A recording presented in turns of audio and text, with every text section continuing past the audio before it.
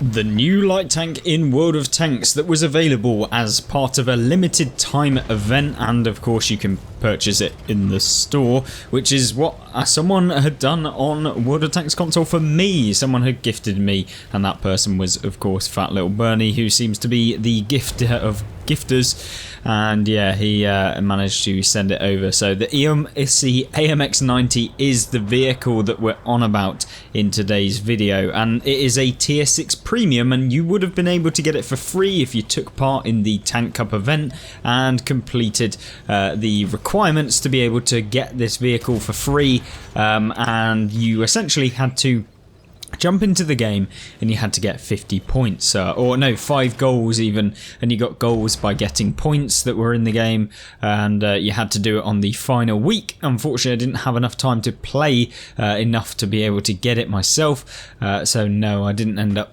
with this vehicle, but nonetheless, it's on the account now, and this tank is unbelievably fun. It is such a fun vehicle to play. I really do think that it's super underrated right now, and I think people, if you've actually played it yourself, you'll know exactly what I'm on about, and if you've played any light tanks before, then you'll know exactly how this tank can be super annoying to play up against, because not only does it have the view range, the undetectability that comes with being an EOSC AMX, but it also has all of the benefits of having 240 alpha damage, as well as being minuscule.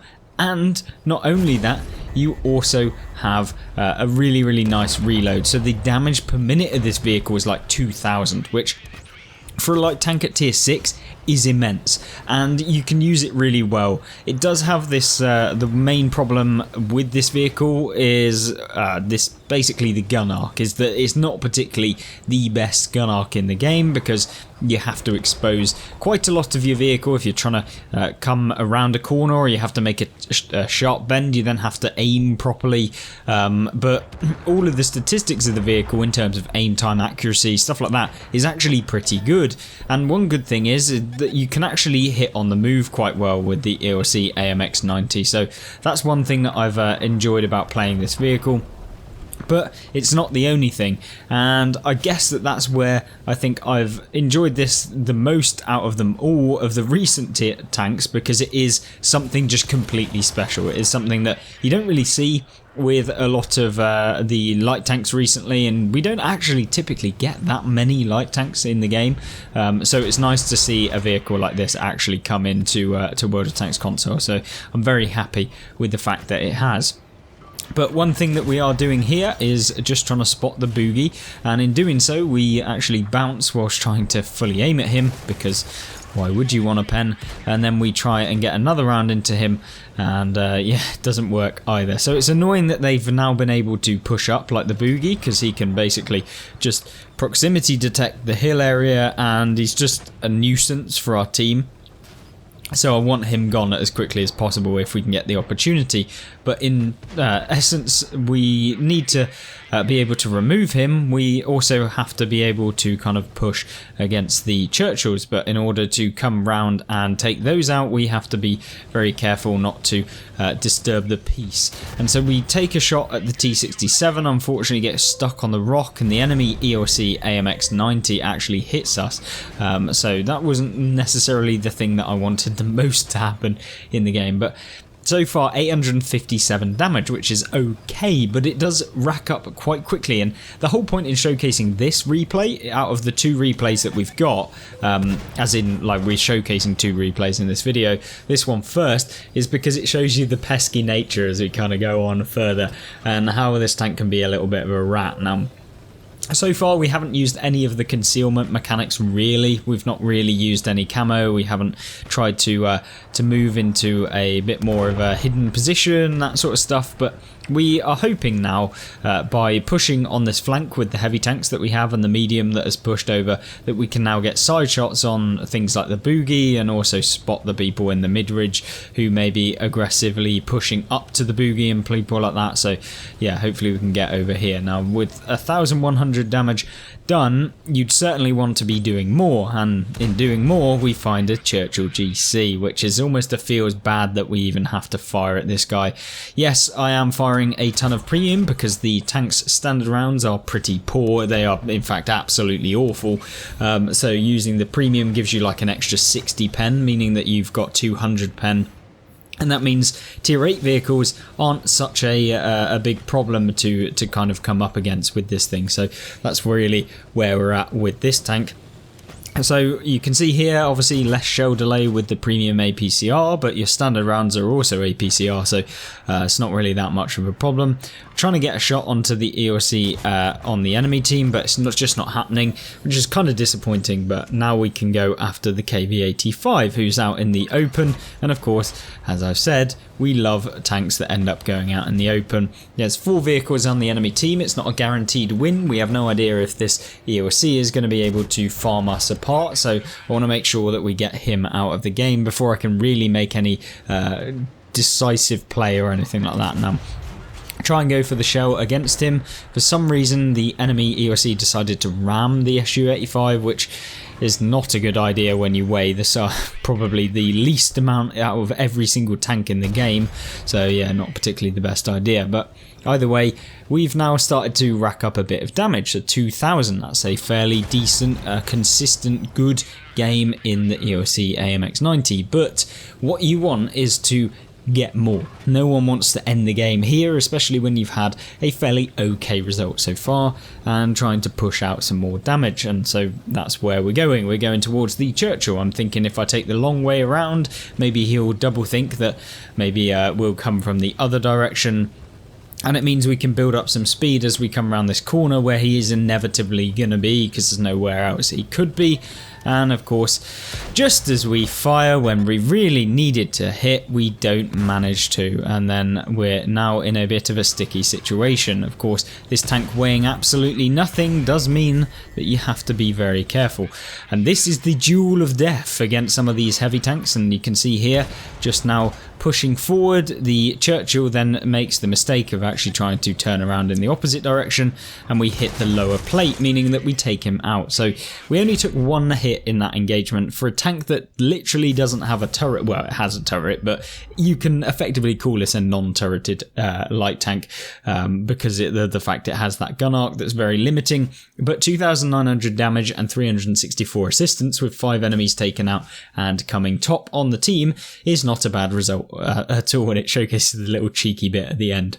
But what about when you're trying to actually push in World of Tanks console? How can you improve, or at least use this tank to improve your own spotting capabilities, as well as be able to get damage at the same time? Well, this replay is probably the better of the two in terms of how we played. This is a tier 8 game, I believe, off the top of my head, and of course you have to play a little bit more passively than maybe you could do in another game where it's tier 6 and you have way better view range than everyone else in the game, because you are a tier 6 with very powerful view range.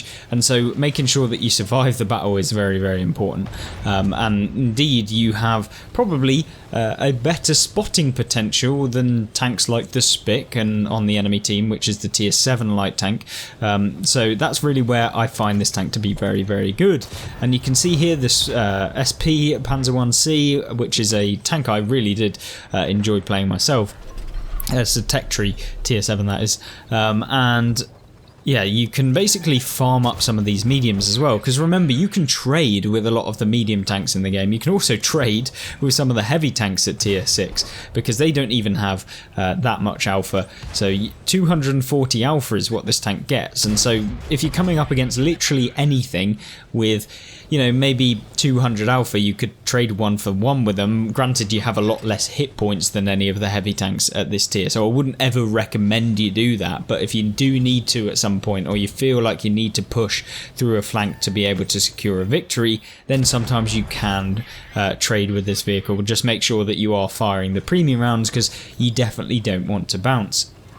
So we've talked about the actual damage you can do per round, but the damage per minute of the vehicle, you're looking at about 2,000, and that's because you've got a 7.9 second reload, and so you need to be very careful about where you are going to push in the games and how you're going to push. And you have to be very methodical with a tank like this, because remember, you can't hit on the move, so you have to be sure that when you do push someone that you're going to be able to consistently deal damage. And trust me, I've got it wrong many times when playing this vehicle, because you think that you're going to be able to kind of out-traverse people, blah blah blah, like we did with the Churchill in the first game, but it doesn't ever usually happen all too well within console, because remember, everyone's accuracy is way better than if you were to play this on PC, which means that even heavy tanks can hit you on the move sometimes, which is really, really bad for a tank that is primarily just trying to avoid as much damage as possible. But one key thing that you can do is, like I'm doing now, is push up, because with the power of the spotting of the EOC, you can essentially spot all of the ridgeline. You can see me doing it right here. We've got 1500 actual damage as well as 1300 assistance damage, which is something that is going to really benefit your team and hopefully will push out a win as we move through.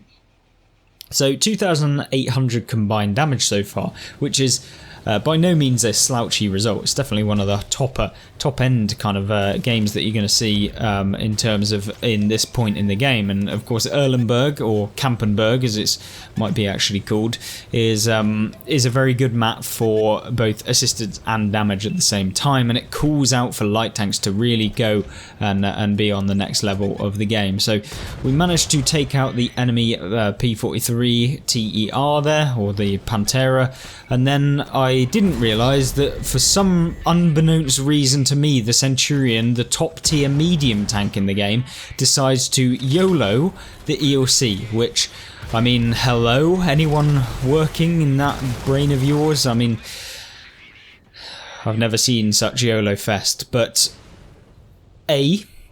that's not necessarily the worst thing in the world to happen. Yes, it sucks, the fact that you get taken out by a YOLO wagon, but at the end of the day, a full health Centurion threw himself away as a top tier medium to take out one of the 3 light tanks. Now, I could understand maybe a little bit more if there was only 1 light tank in the game and you wanted to remove the vision, but in doing that, you've essentially thrown your like 1400 hit points away for 650, and you've also then you've removed a tier 8 top tier heavy medium from the game, which means your team are significantly disadvantaged. So that is one way to throw your game, not only on a personal level but for your entire team.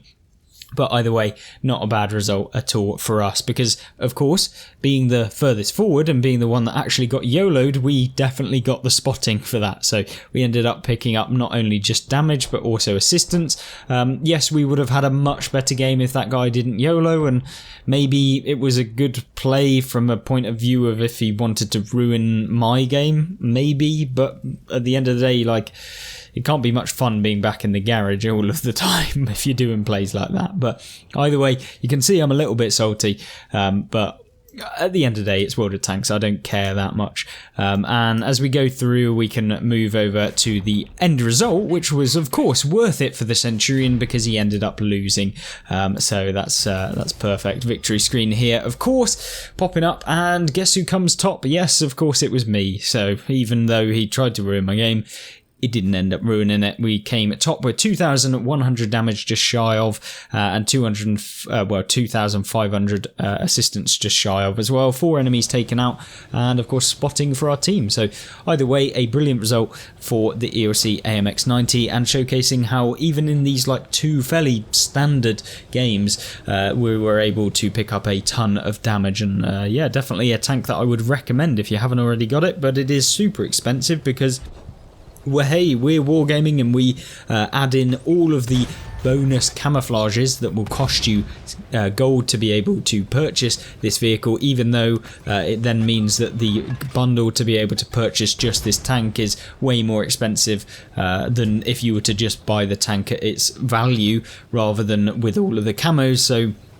you have to pay like 7,500 gold for it or something ridiculous, because we're going to charge you like 200 gold for every camo, and we're going to slap in about 7 different camos, and then we'll add that onto the gold value of the bundle because, yeah, we're wargaming. Brilliant idea. Not even give you the option to just have the tank on its own. I thought we were well past that region, but apparently it's coming back to the game.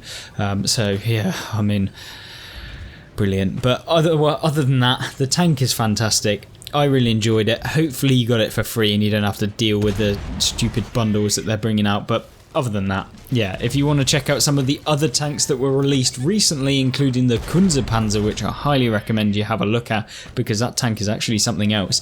Yeah, I highly recommend you have a look at that on screen right now. And then on the right hand side will be the gameplay and tank reviews playlist that you can have a look at as well. So thank you very much for watching, and I hope you join me in the next one. Goodbye.